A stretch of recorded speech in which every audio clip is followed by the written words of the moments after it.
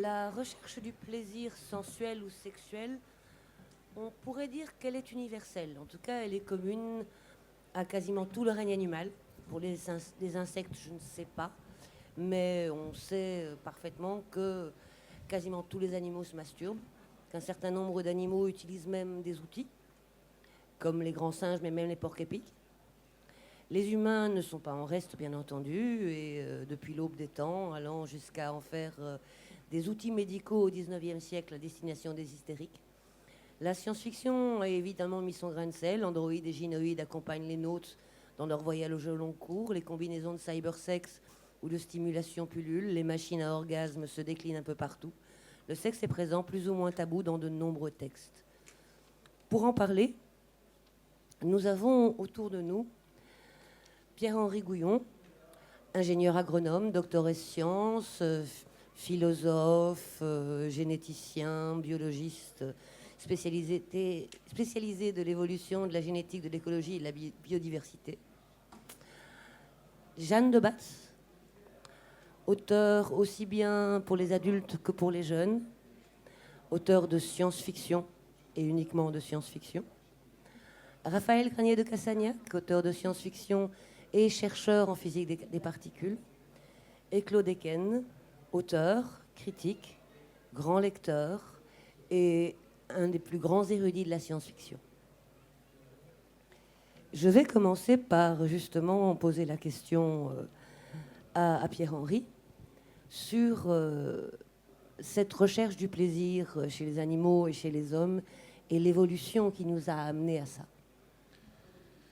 Bon, alors je ne veux pas entamer trop le débat de demain, ce qui s'appelle le gène égoïste, mais l'idée, c'est qu'en gros, l'évolution a été conduite par la sélection naturelle qui a favorisé des informations génétiques qui étaient le mieux possible reproduites par les organismes qu'elle permettait de produire.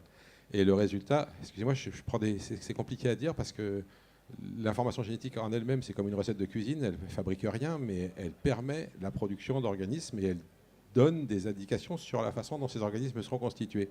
Et c'est leur reproduction qui est sujette à la sélection. C'est-à-dire que si jamais des organismes font beaucoup de descendants, ben ils reproduisent beaucoup leurs gènes. Du coup, ces gènes-là, on va les retrouver plus dans les générations d'après, et ainsi de suite.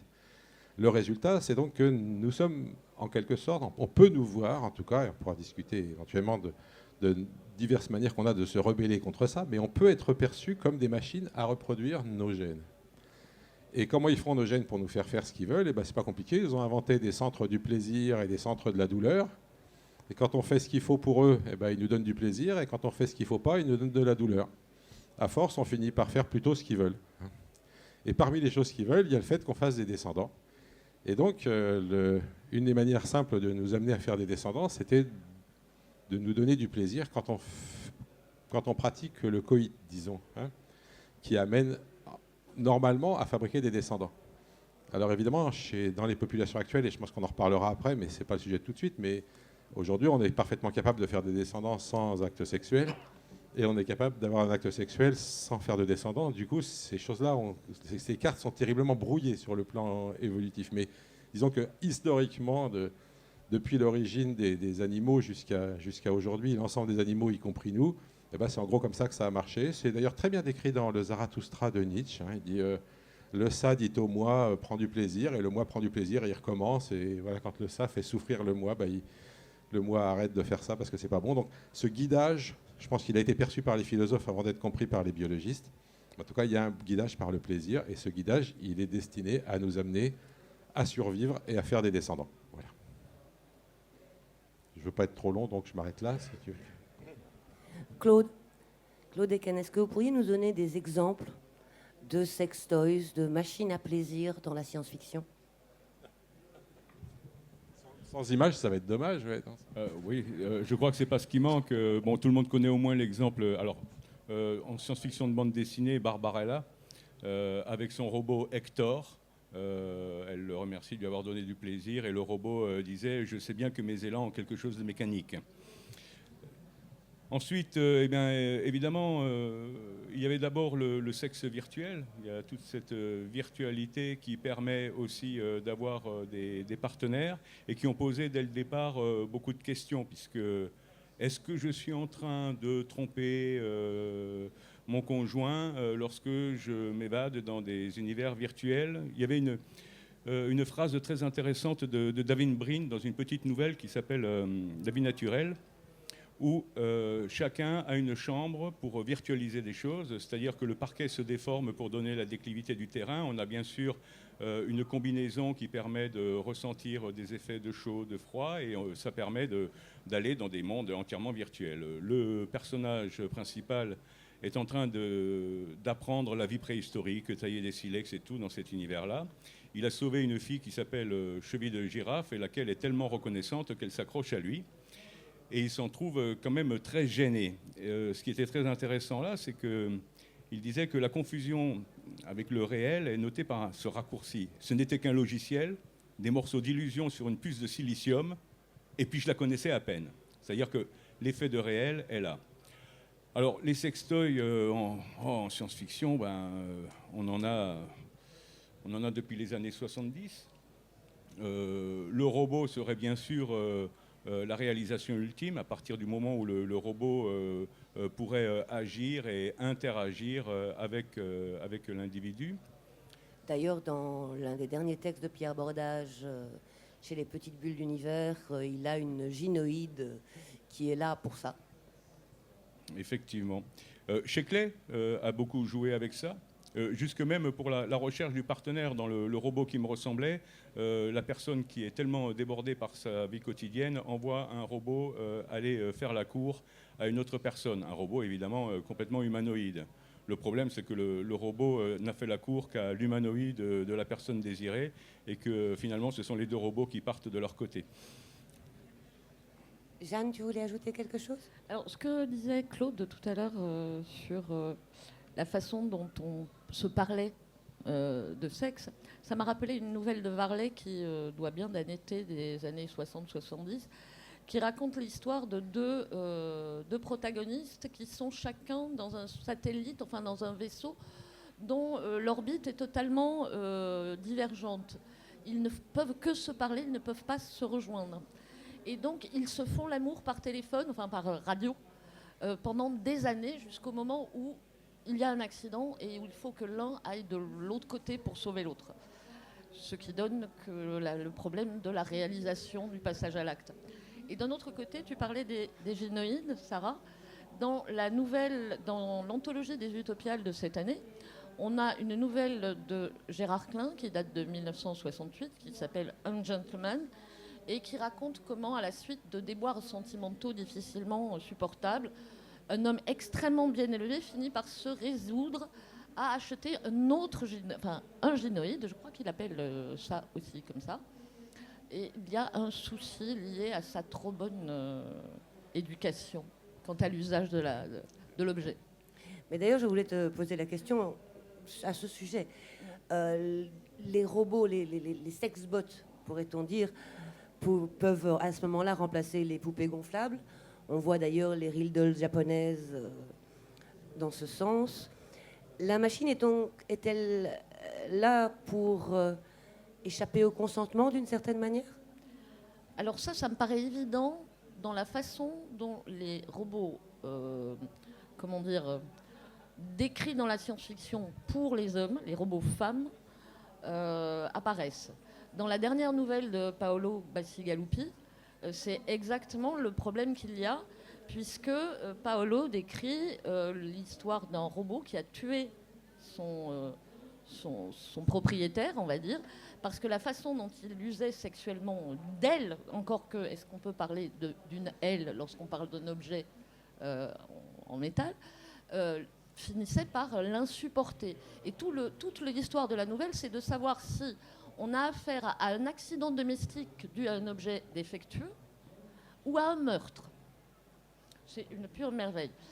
Cela étant, évidemment, la question du consentement se pose. Mais pour les objets sexuels à destination des femmes, on n'est pas du tout dans cette optique-là. Je parlais de sexbots, de D'accord. robots, comme on parle de poupées gonflables, en fait. Je parlais des real dolls japonaises ou de ce genre de robots-là, pas de l'objet sexuel en tant que tel. Vous voulez dire que si jamais il y avait des robots qui étaient des objets sexuels pour les femmes, il n'y aurait plus de problème de consentement?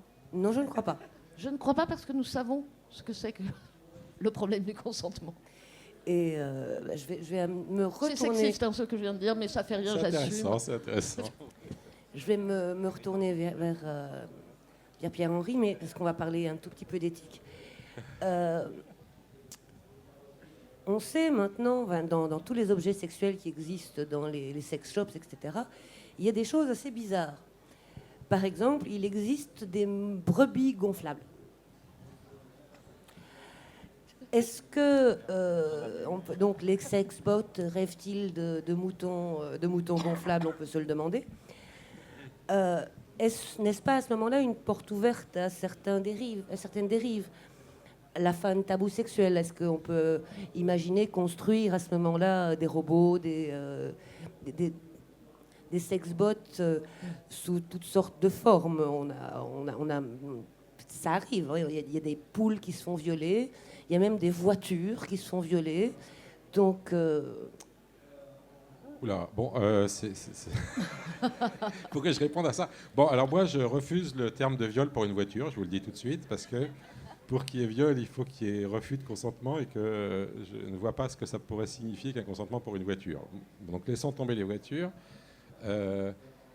Effectivement, alors il se trouve que je viens de faire la préface d'un livre, c'est pas de la science-fiction, c'est tout à fait réaliste et ça s'appelle Pervers.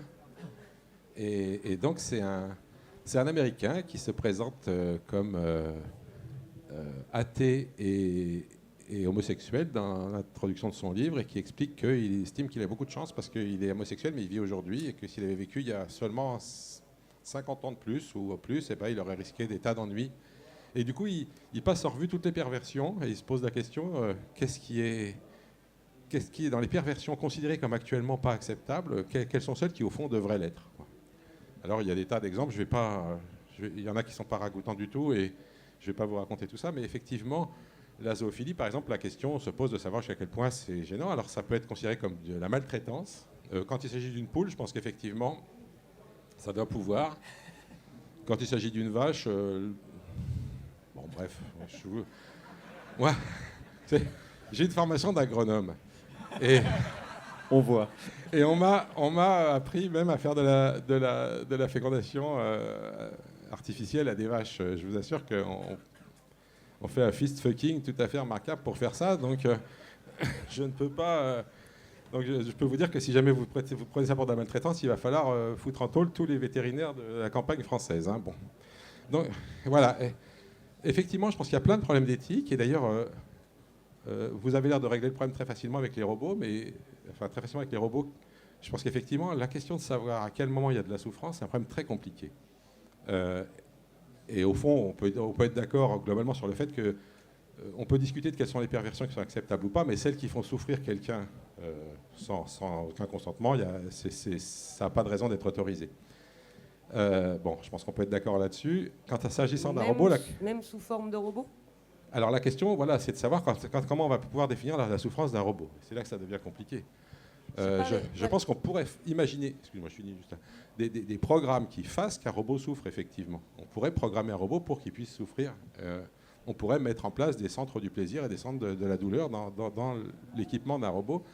Et le jour où on fera ça, évidemment, peut-être que ces robots-là apprendront plus vite que les autres, qu'il sera plus facile d'interagir avec eux parce qu'on saura mieux comment les amener à faire ce qu'on veut, mais qu'en même temps, on verra arriver un problème d'éthique qui inclura la question du consentement.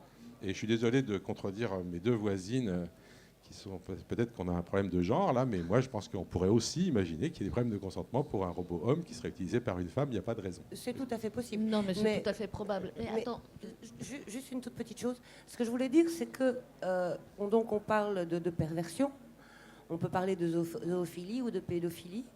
Est-ce que à ce moment-là, construire un sexbot comme les real dolls japonaises, qui est la forme d'un enfant ou d'un animal, n'y a-t-il pas là un problème d'éthique?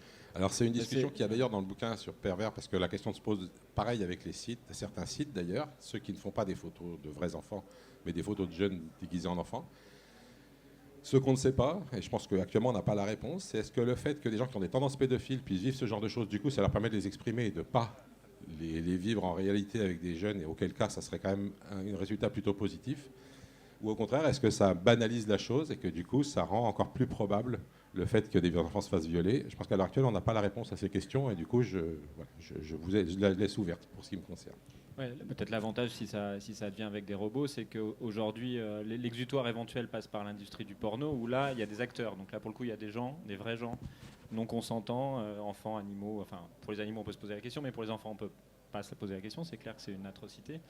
Et donc, si les robots remplacent le porno dans ce sens-là, on va peut-être échapper à une industrie du porno qui, elle, est totalement répréhensible, quoi.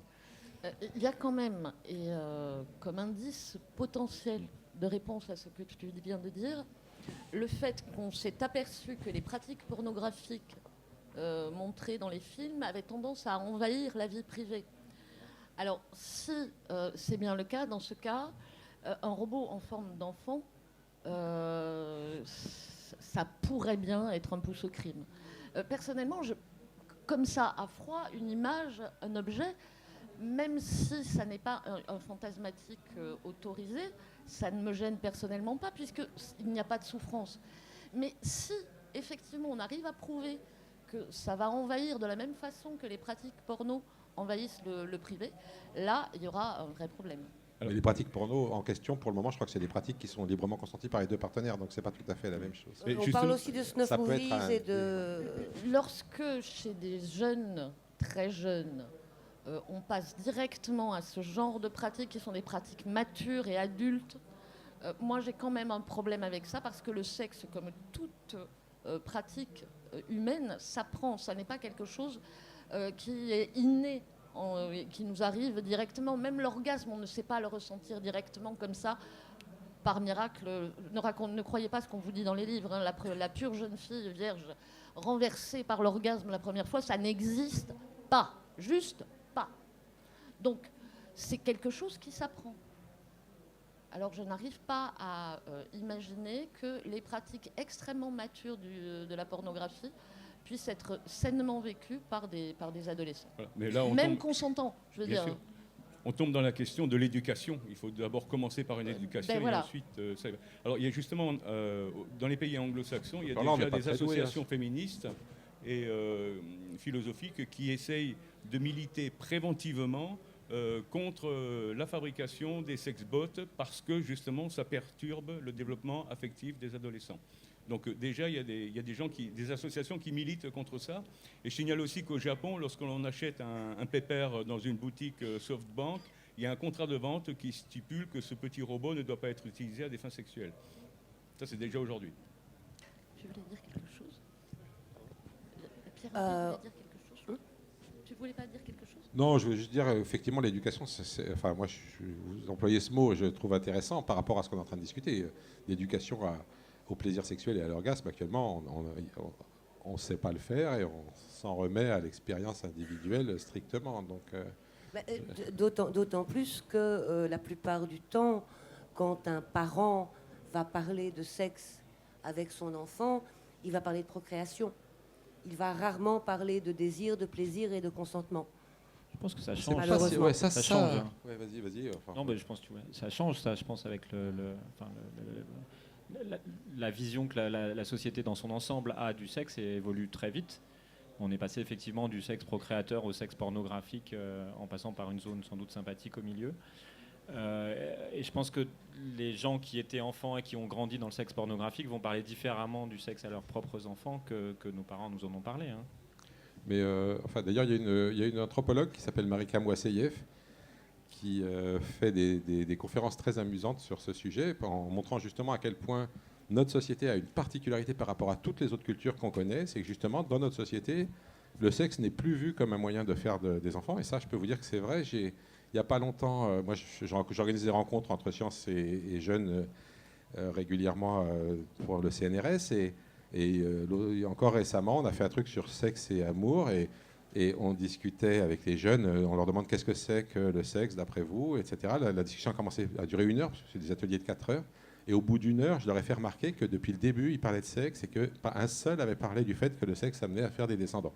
Donc effectivement, il y a eu ce découplage qui a été fait. Je pense que c'est une caractéristique très forte de notre société. Et ce que fait remarquer Marika Moissaïev, c'est même que chez les parents modernes, le sexe est vu comme positif en permettant à leur enfant de se réaliser, à condition qu'elle ne tombe pas enceinte, surtout si c'est une fille.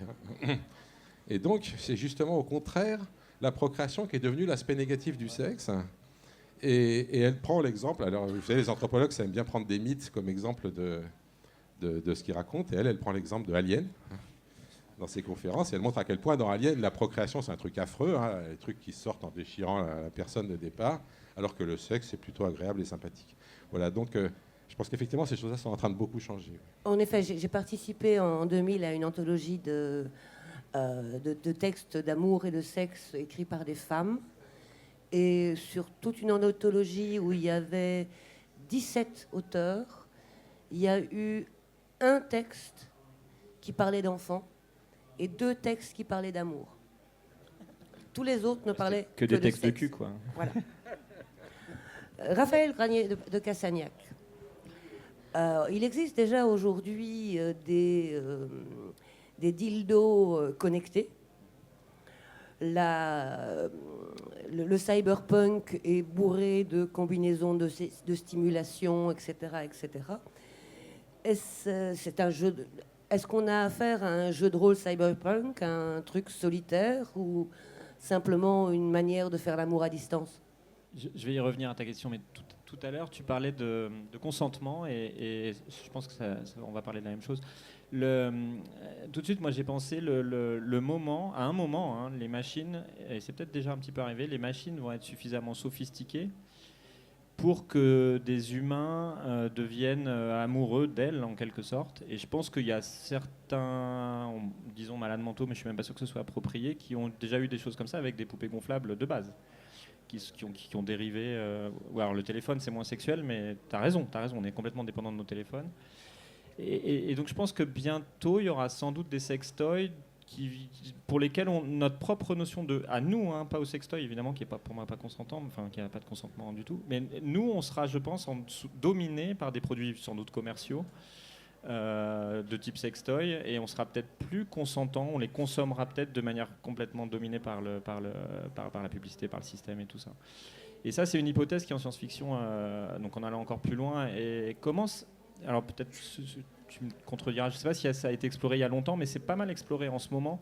Je pense au film Her, qui est où une intelligence artificielle, alors c'est pas un sextoy, c'est pas un robot, mais domine complètement l'aspect amoureux et sexuel du personnage. Moi, dans mon deuxième bouquin, Thinking Eternity, je me suis retrouvé presque malgré moi à faire c'est dans le premier en fait.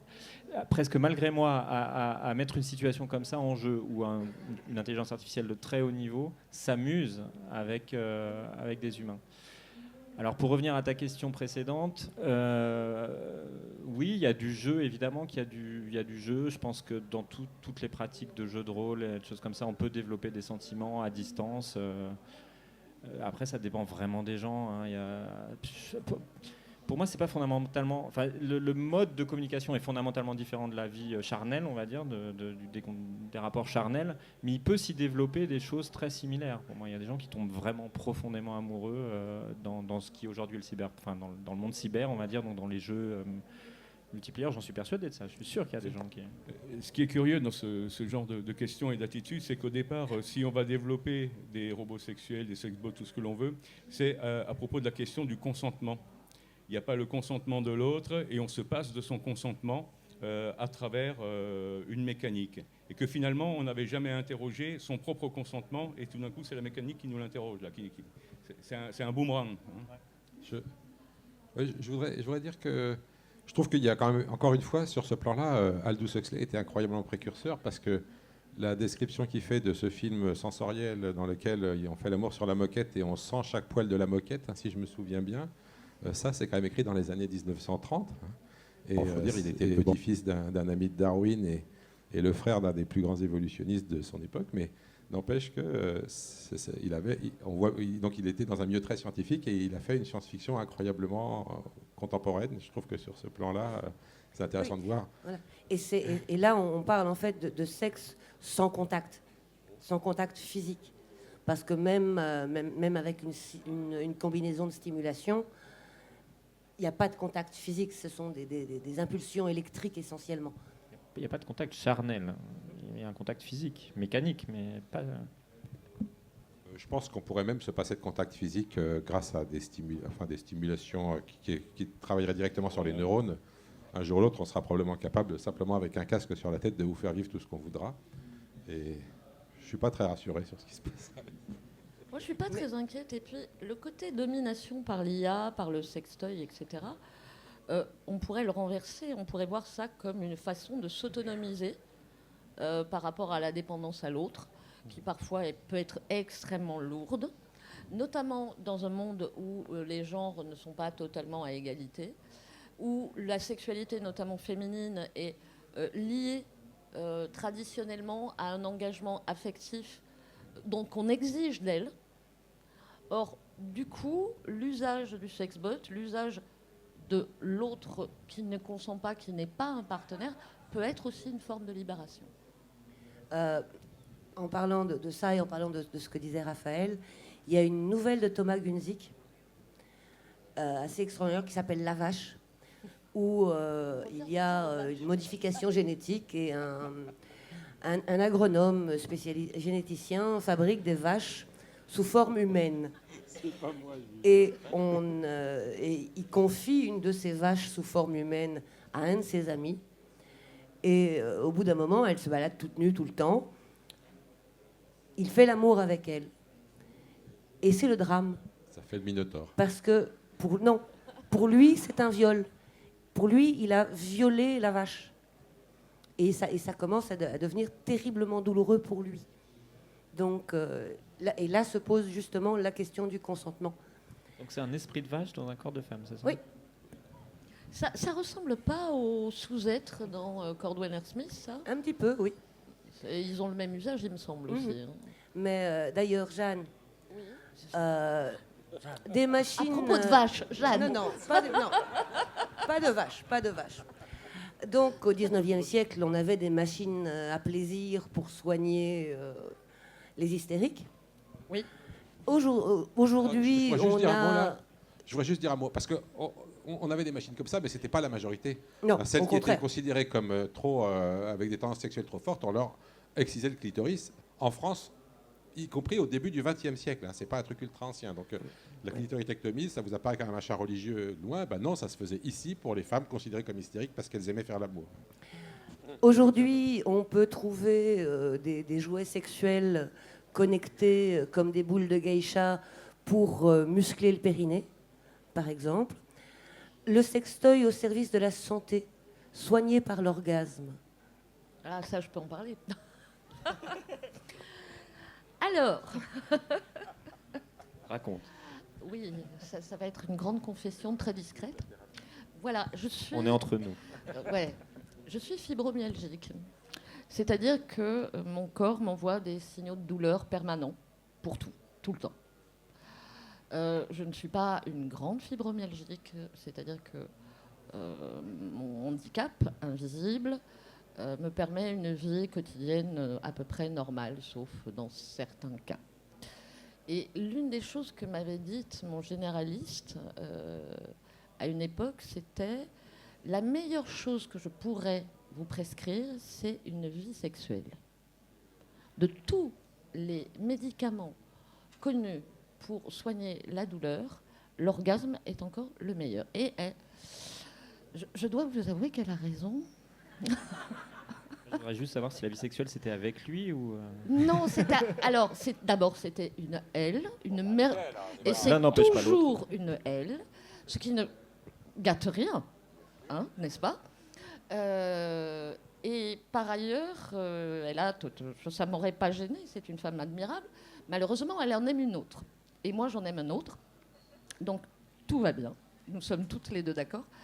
Le fait est qu'à une époque, elle m'avait conseillé, si j'étais seule, d'avoir recours à des artifices mécaniques. Ce que je n'ai pas fait à l'époque parce que c'était... comment dire alors, dans mes traditions familiales, le sexe sert à la reproduction, point barre. Mais avec la pilule pour qu'on le contrôle. Voilà. On revient à ce qu'on disait. La sexualité, d'accord, ma chérie, mais à condition que tu ne nous fasses pas d'enfant à 16 ans et que tu continues tes études. Voilà. Le fait est que depuis, je me renseigne à titre de curiosité et j'ai lu des choses très intéressantes dans le blog de Maya Mazorette.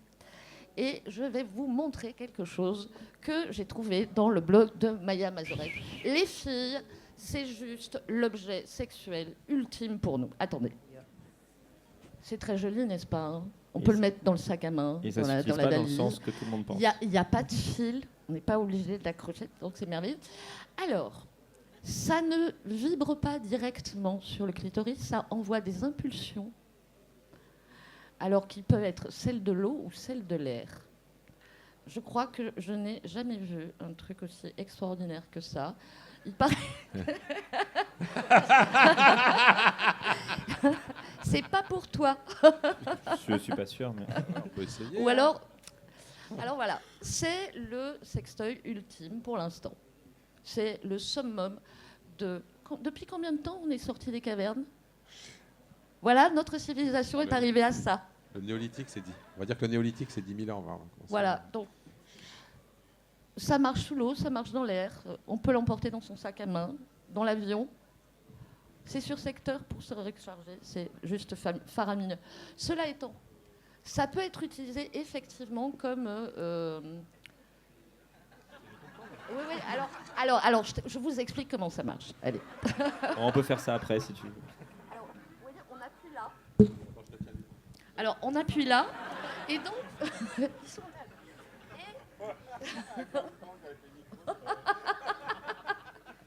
Non, mais là, je suis consentante, donc c'est pas un gangbang. Alors, vous avez plusieurs vitesses. Alors, d'après Maya Mazorette, parce que je n'ai pas encore testé, je suis vraiment désolée, on ne tient pas au 3e stade. Normalement, on est déjà à son 3e ou 4e orgasme. Parce qu'en plus, c'est multi-orgasmique. Voilà.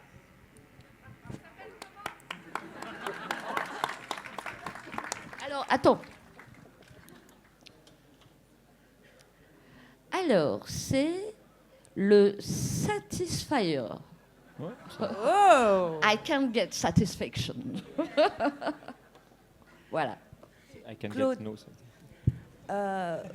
Dans la science-fiction, on a aussi les questions de modification corporelle, voire génétique, de prothèses intelligentes, de puces à orgasme, comme dans le déclic de Manara, d'implants cyberpunk permettant de vivre tous ces fantasmes. Mais se modifier pour le plaisir, c'est pour le sien ou pour celui de l'autre? Grosse question. Je pense qu'au départ, c'est aussi bien pour le sien que pour l'autre, afin de pouvoir le satisfaire. C'est dommage que Philippe Curval ne soit pas parmi nous, puisqu'il a quand même pas mal écrit sur la question dans certains de ses bouquins. Je cite un titre ou deux titres, L'arc tendu du désir ou bien Tous vers l'extase. Par rapport à la modification corporelle, il montrait la difficulté qu'il y avait à avoir des relations interespèces avec des extraterrestres qui n'étaient pas tout à fait conformés comme l'être humain. Et tout le récit était une quête vers... Le but de la quête. Voilà. Le but de la quête, c'est de pouvoir faire l'amour à toutes les espèces, quelle que soit leur forme. Donc c'est une question intéressante. Dans Varley, on n'arrête pas de changer de sexe, d'ajouter des prothèses pour pouvoir justement satisfaire tous les désirs, les siens, ceux de l'autre, à la demande. Ça date déjà des années 70. Et je pense qu'on ne se pose plus tellement la question. C'est-à-dire que là...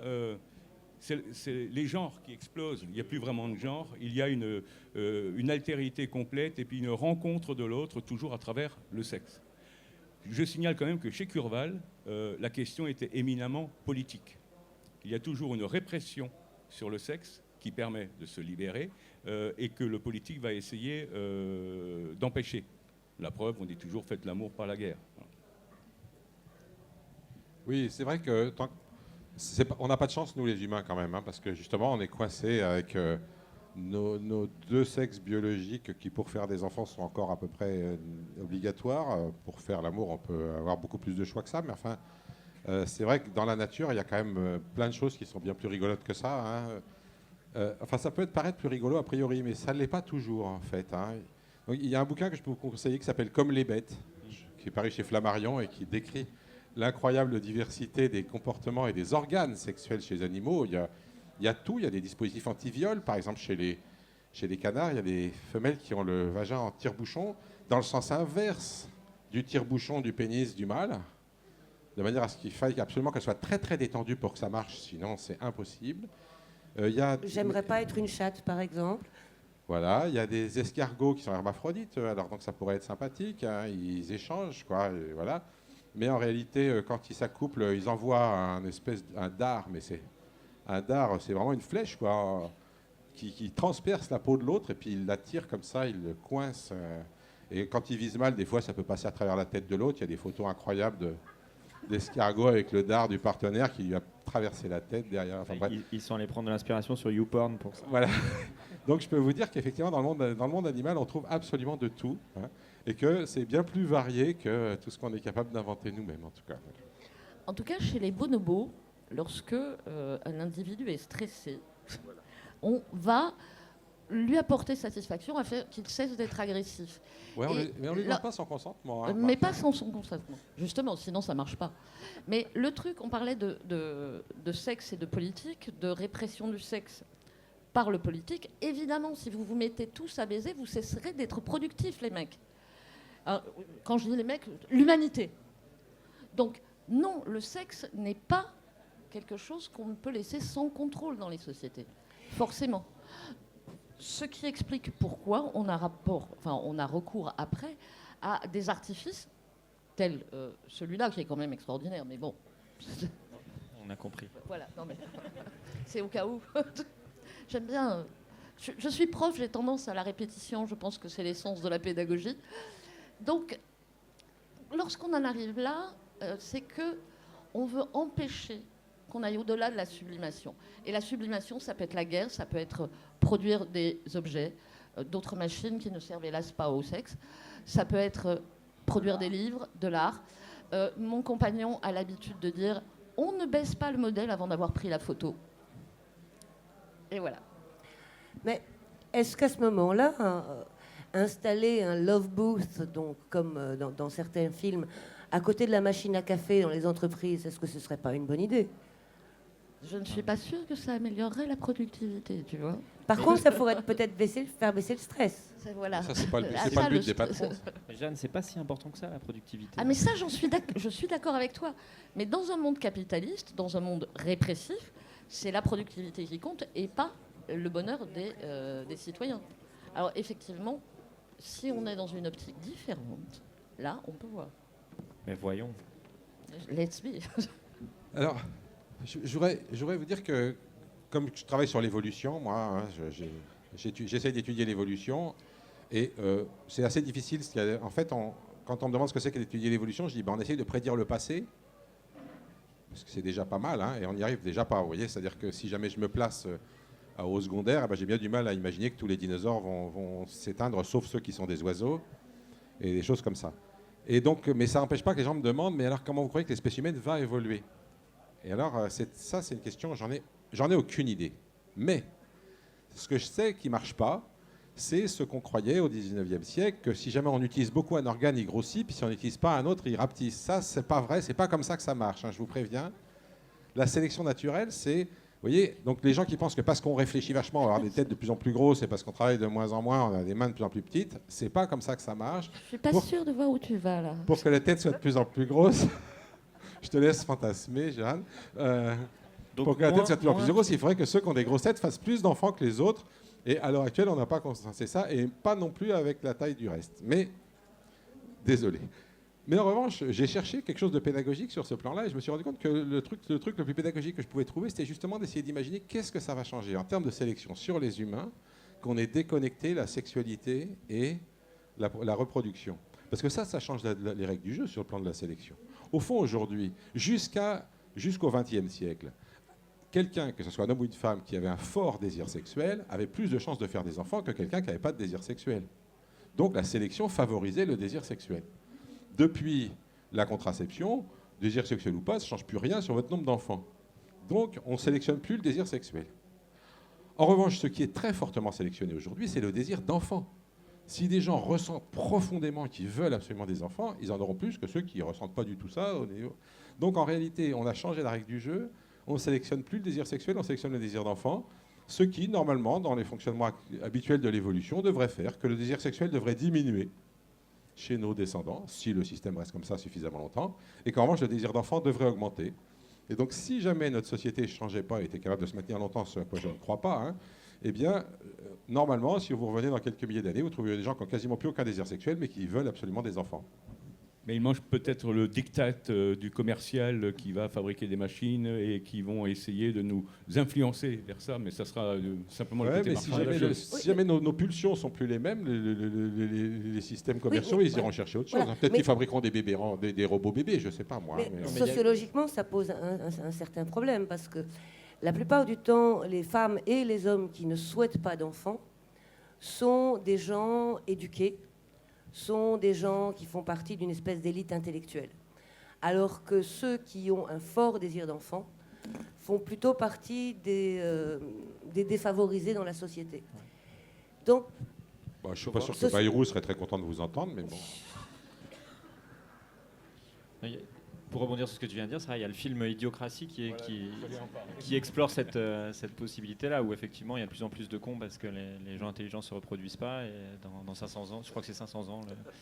Avec un très bon début. Mais c'est peut-être un plan Le des début est gens magnifique. intelligents pour sauver ce qui reste d'autres êtres vivants sur la planète. Parce que moi, ce qui m'inquiète là, dans ce qui vient d'être dit, c'est que on va cesser de faire l'amour pour le plaisir, en gros, ou d'avoir moins de désir.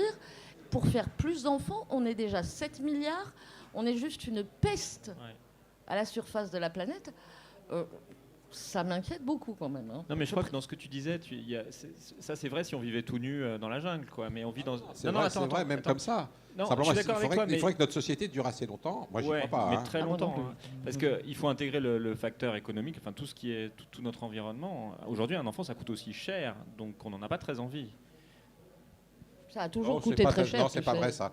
En fait, alors ça, on sort vraiment du sujet, mais je peux vous dire qu'actuellement, ce qu'on constate au niveau mondial, hein, c'est que les endroits où on fait le plus d'enfants, c'est justement l'endroit où les gens sont pauvres. Et c'est les endroits où, justement, parce que les enfants coûtent moins cher qu'ils ne rapportent. Bien sûr. Hein. Donc, Et ils coûtent moins cher que la pilule aussi. Il y a ça surtout. S'ils avaient les moyens de contracepter, si certaines religions diverses et variées ne leur lavaient pas le cerveau sur la nécessité de la contraception, de l'usage du préservatif, etc., etc., so on. Il y a ça aussi, mais en Afrique, si tu n'as pas tes mômes pour aller chercher le bois, etc. Certes. Ça, je suis d'accord. Tu abordes un point intéressant, Jeanne, c'est qu'il y a la question de la religion. Et donc là, il y a des injonctions qui sont faites au nom d'une croyance et qui peuvent changer la donne. Là. C'est Faut bizarre faire des parce enfants, que je c'est la crois religion pas que qui dans le la dit. Bible, il y a quelque chose contre les sextoys. Mais bon. donc Voilà, ça n'empêche pas. pour en revenir aux sextoys, je vais vous poser à tous une dernière question avant de demander au public s'il en a à nous poser. Quel est ton sextoy favori? Non, mais on y est presque. Quel objet, quel jouet sexuel, de science-fiction ou pas, aimeriez-vous voir exister aujourd'hui ou dans un proche avenir?